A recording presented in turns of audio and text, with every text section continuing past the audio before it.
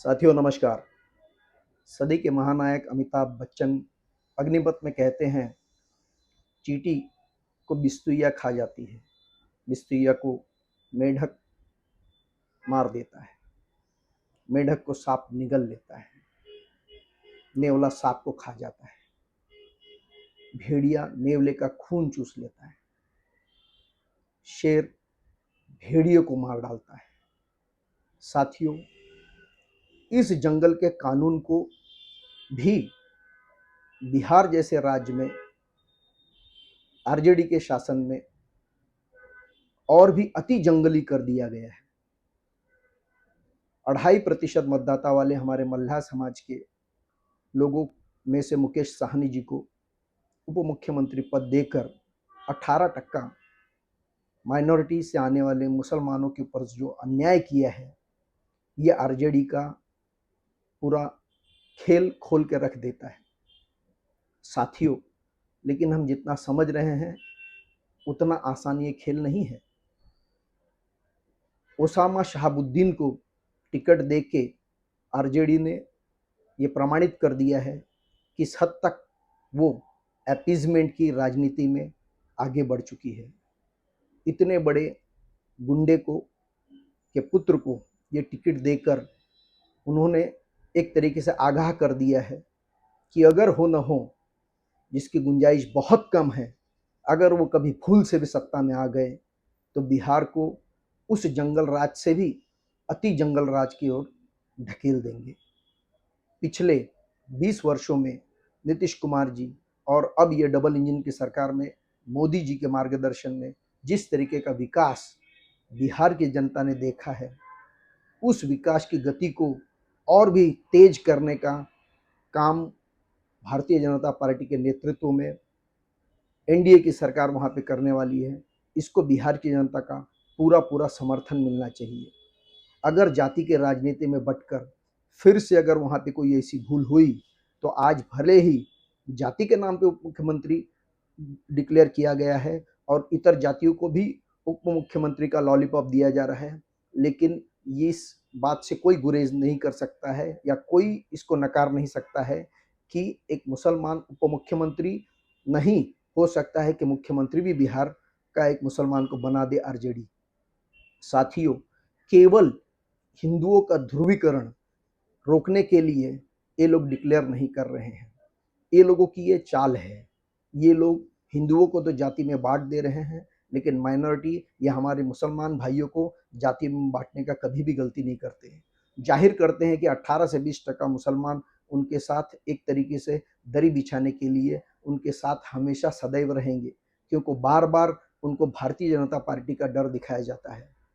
वक्फ कानून जिस तरीके से कांग्रेस ने केंद्र में बना के वक्फ बोर्ड को एक ऐसा असीमित अधिकार दे दिया था, जिससे कि वो जिस जमीन को, जिस भूमि को अपना कह देवे, उसके बाद में जो भी वो जमीन का असली मालिक है, उसके ऊपर यह दायित्व पड़ जाता है कि वो कोर्ट में जाए और सिद्ध करे कि ये जमीन किस तरीके से उसकी है।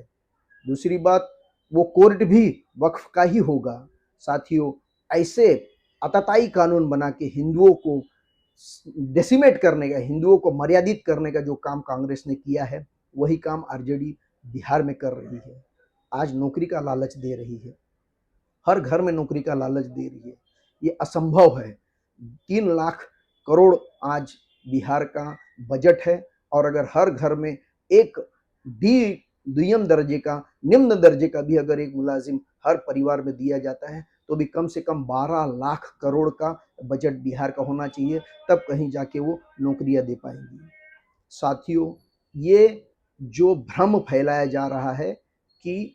छोटी जातियों को या पिछड़ी जातियों को जो एक उम्मीदवारी देके या उप मुख्यमंत्री बना के केवल और केवल जातियों की राजनीति करने का प्रयास किया जा रहा है, जबकि धर्म की राजनीति जो लालू प्रसाद यादव का यूएसपी रहा हुआ है, वो उसको छुपाने के लिए ये भ्रम फैलाया जा रहा है कि छोटी पिछड़ी जातियों को महत्ता दिया जा रहा है। जबकि एनडीए सरकार ने भी नीतीश कुमार मुख्यमंत्री जी के नेतृत्व में भाजपा के समर्थन से जिस तरीके से माइनॉरिटी का भी भला कर रही है, हर जाति का भला कर रही है, हर जाति को चुनाव में प्रतिनिधित्व दे रही है, उससे अनुमान लगाया जा सकता है कि जो एक सच्चा सामाजिक न्याय करने का प्रयास भारतीय जनता पार्टी की नीतियों के जनक पंडित दीनदयाल उपाध्याय ने जिस तरीके से कहा था अंत्योदय, उसको उसी नीति के ऊपर चलती हुई भारतीय जनता पार्टी बिहार में भी गरीब से गरीब तक किस तरीके से सारी सुविधाएं, शिक्षा, स्वास्थ्य, अन्न, रोजगार पहुंचे, इसके लिए पूरी तरीके से प्रयासरत है। आज वहाँ पे जितने भी उद्योग बन रहे हैं, उन उद्योग को बनाने में और उनको फिर से एक फलीभूत, एक विकसित बिहार बनाने के लिए जो प्रयास हो रहा है, उसको रोकने के लिए ही ये इंडी गठबंधन जो है कांग्रेस के नेतृत्व में, जिस तरीके से हमने देखा है महाराष्ट्र में भी, जब इंडी गठबंधन के माध्यम से, महाविकास आघाड़ी के माध्यम से शिवसेना के मुख्यमंत्री उद्धव बाला साहेब ठाकरे को मुख्यमंत्री बनाया गया था, तो सारी कामों को रोक दिया गया था और एक तरीके से केंद्र सरकार की जितनी भी योजनाएं हैं उनको बंद करने का प्रयास किया था। साथियों, ठीक इसी तरीके से बिहार में अगर गलती से भी आरजेडी के नेतृत्व में सरकार आती है और कांग्रेस उसमें साथ में है, तो ये वही काम करेगी। बिहार में जितने भी काम चल रहे हैं केंद्र सरकार के माध्यम से, उनको सबको रोक के फिर से एक बार बिहार को पिछड़ा राज्य बनाना और वहाँ से पलायन को प्रेरित करना, वहाँ से जो घुसखोर आए हैं, जो वहाँ पे बांग्लादेश के घुसखोर बैठे हुए हैं, इनको किस तरीके से स्थापित करना, इनको अनर्गल तरीके से उनको नागरिक बनाना, एनसीआर नहीं लगाना, सीएए नहीं लगाना, इस तरीके से गतिविधियों से के माध्यम से फिर से एक बार बिहार की अस्मिता को आहत करने का प्रयास करेगी ये कांग्रेस और आरजेडी। साथियों, इनके इस जाति के भ्रम में न फंसते हुए, राष्ट्रीय विचारधारा के साथ जुड़ते हुए,